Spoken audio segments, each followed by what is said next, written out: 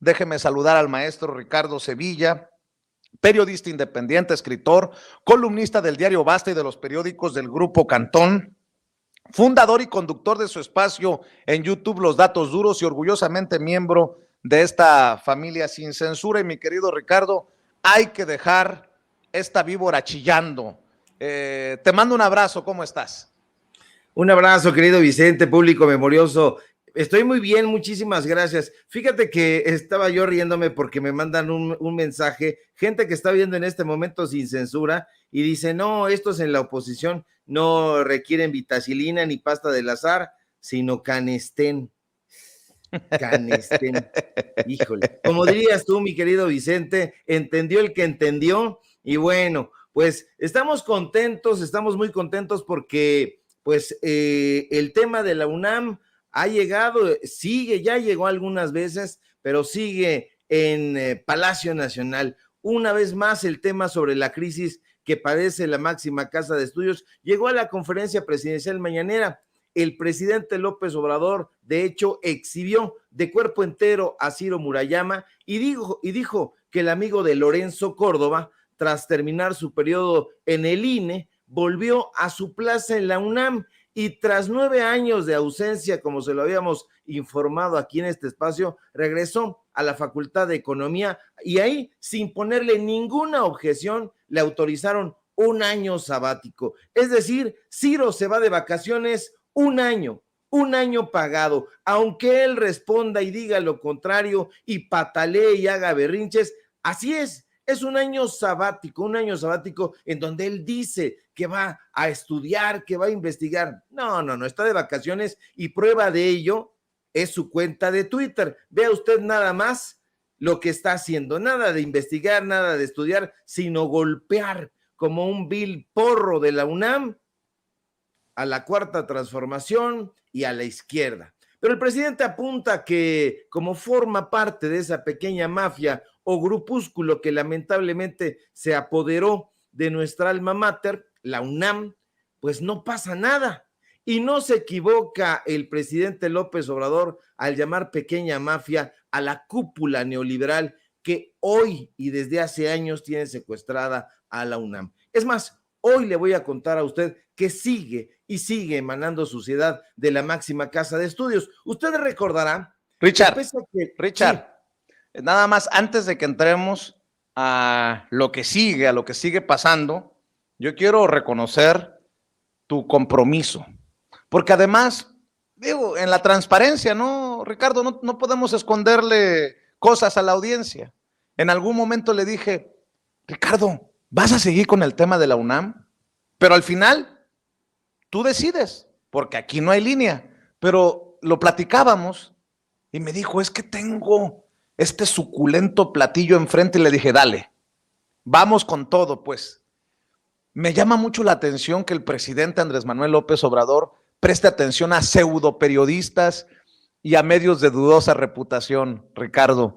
Por lo dicho, por lo citado por el presidente en la mañanera, le duela a quien le duela, le pese a quien le pese, y si bien no trabajamos para que nos cite el presidente, es de relevancia que el presidente tome en cuenta lo que se publica en estas trincheras, Ricardo.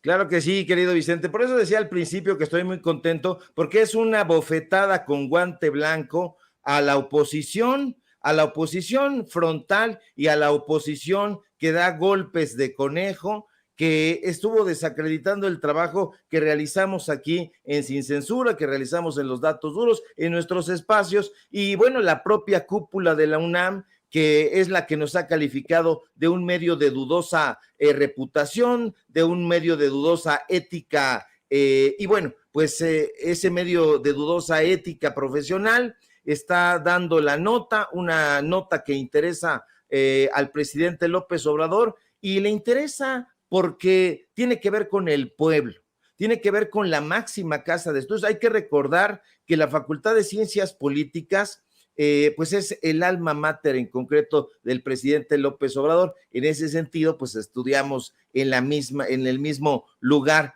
y bueno, pues le llama muchísimo la atención por obvias razones, y me llama más la atención a mí que prácticamente usa los términos que nosotros utilizamos en nuestras investigaciones. Eso quiere decir que las lee, que está atento, que las tiene a la mano, que alguien se las hace llegar o que él mismo está buscándolas, y nos parece eso fantástico porque pone el dedo en la llaga. Ya en días pasados le había dicho a nuestro colega Sosimo Camacho que la unidad de inteligencia financiera podría estar investigando a la máxima casa de estudios, concretamente al rector Enrique Graue. Y es que nosotros, como tú bien dices, pues tenemos un manjar en términos periodísticos que es muy triste además reportarlo, porque no nos congratula, al contrario, nos parece muy penoso que siga y siga saliendo suciedad de la máxima casa de estudios. Y bueno, pues nosotros no vamos a parar de exhibirlos mientras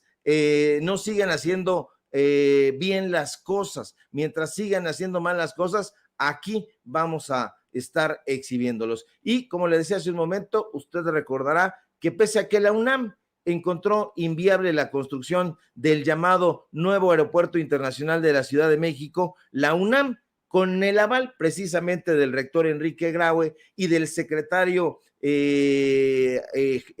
administrativo Agustín Álvarez y Casa, decidió avalar el proyecto. No les importó. Un proyecto por el cual recibieron 270 millones de pesos. Aquí se lo dimos a conocer. Pero fuentes al interior de la UNAM nos aseguran que esa no fue la única cantidad millonaria que recibió la burocracia dorada de la máxima casa de estudios. No.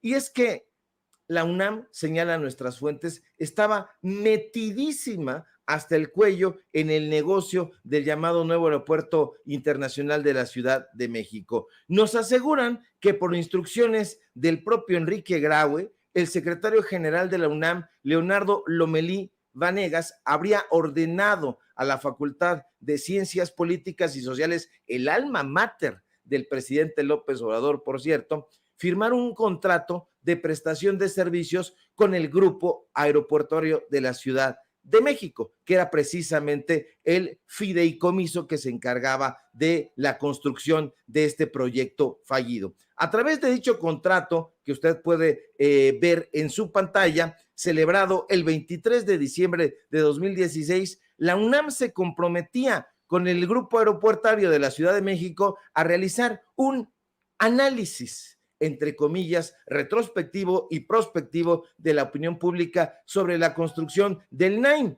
La UNAM, a través de la Facultad de Ciencias Políticas, entregó dos documentos. El primero se llamó Los determinantes del apoyo en la opinión pública en la construcción del NAIM. Ahí desde el título ya suena raro, ya suena sospechoso. Y el segundo se llamó La agenda pública en torno a la construcción. Por ambos estudios, la UNAM recibió 75 mil pesos.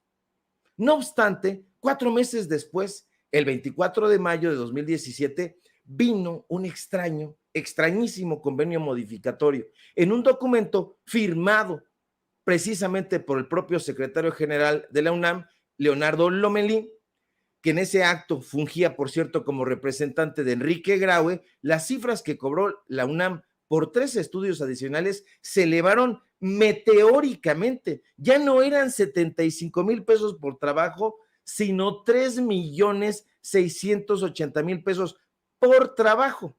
Y no se encargó uno, sino 3. ¿Y en qué consistían dichos estudios?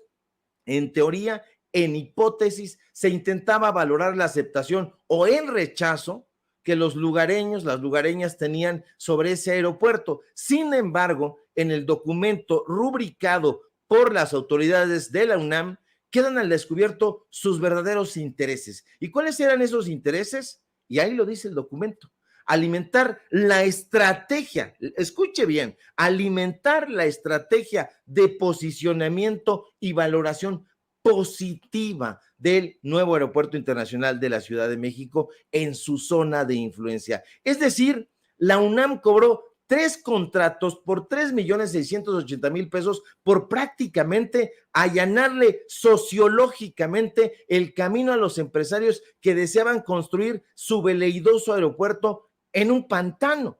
Y como fueron 3 contratos, estamos hablando entonces de 11,040,000 pesos. Pero como si eso no fuera suficiente, Vicente, algunos de los sociólogos y sociólogas que participaron en dicho estudio están arrepentidos y nos dicen que por instrucciones de María Angélica Cuellar Vázquez, en ese momento directora de la Facultad de Ciencias Políticas y Sociales, se habría ordenado que los resultados del levantamiento de encuestas y entrevistas a los lugareños, a las lugareñas, fuese de antemano favorable a la construcción del aeropuerto internacional. La narrativa a modo. Cabe destacar que la exdirectora de la Facultad de Ciencias Políticas y Sociales, esta persona, Angélica Cuellar Vázquez, es la principal candidata mujer para sustituir a Enrique Graue en la rectoría de la Universidad Nacional Autónoma de México. Así que hay que estar muy atentos porque ya hicieron negocios chuecos, ya hicieron negocios turbios y podría ser, nos dicen, que esta mujer de llegar ahí con la bandera de la equidad, el feminismo, pudiera estar sirviendo a los intereses de Enrique Graue. Así que vamos a estar muy atentos a esa información, debemos estarlo. ¿Por qué? Porque esta mujer ya estuvo trabajando con la cúpula dorada y bueno, le han hecho entrevistas en el Universal, le han hecho entrevistas en Excelsior y es señalada precisamente como la candidata que podría sustituir a Enrique Graue, de no tratarse de Álvarez y Casa o del propio Leonardo Lomelí. Y bueno, pues vamos a seguir sacando toda esta información. En un rato más vamos a subir el hilo, querido Vicente, y esos son los datos duros, esos datos duros que no aparecen en esos medios de comunicación corporativos y que sí aparecen en este medio de comunicación de dudosa ética profesional. Oye, Ricardo, antes de que te vayas, hablando de los medios tradicionales, Radio Fórmula publica en exclusiva, dicen ellos, que han bateado a Jacob Polensky, que el Tribunal Electoral rechaza su impugnación contra Morena y así Jacob Polensky no podrá participar como aspirante a ser la candidata presidencial de Morena. La Sala Superior del Tribunal Electoral del Poder Judicial de la Federación declaró improcedente la impugnación, el juicio ciudadano que interpuso Jacob Polensky al acuerdo de Morena para elegir a su coordinador de la defensa de la 4T.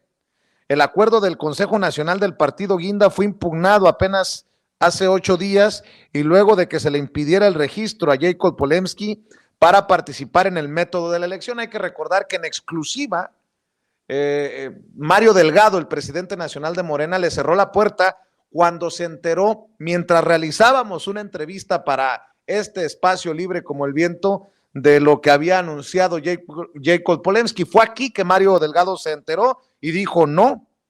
El viernes 16 de junio, la expresidenta de Morena acudió para realizar su registro al Hotel Courtyard, pero los actuales dirigentes del partido no la recibieron.